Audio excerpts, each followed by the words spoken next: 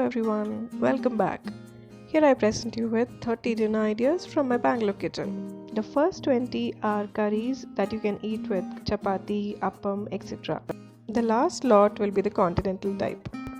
Veg stew, chicken stew, paneer butter masala, paneer bhurji, butter chicken, aloo matar, aloo gobi, matar paneer, green peas curry, mushroom butter masala, Kurma, Kadai Paneer, Gobi manchurian, bhindi masala, bangan bharta,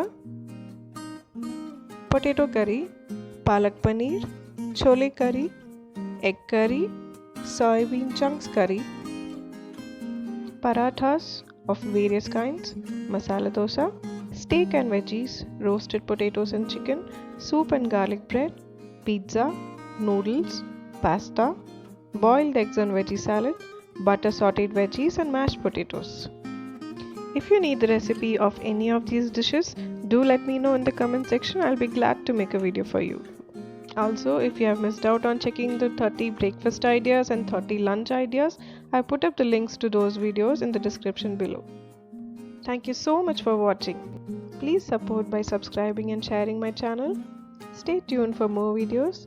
Hope you all are keeping well. Take care. Bye bye.